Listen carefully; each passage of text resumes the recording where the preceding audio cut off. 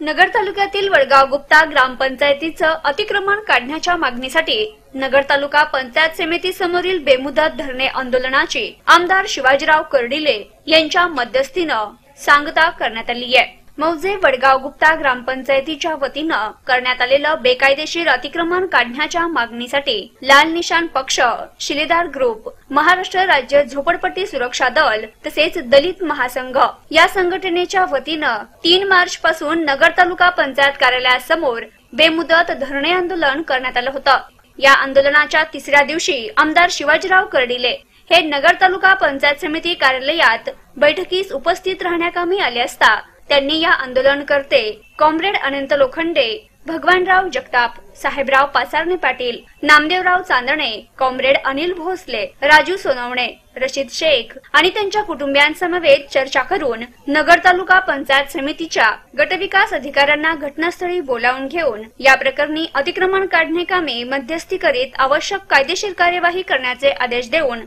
आंदोलन स्थगित करण्याची सूचना आंदोलनकर्त्यांना केल्यानुसार आमदार शिवाजीराव कर्डिले यांच्या यशस्वी मध्यस्थीने आणि त्यांच्या सूचनेस मान देऊन या आंदोलनाची यशस्वीरित्या सांगता करण्यात आली आहे। LSS news, Ahmednagar.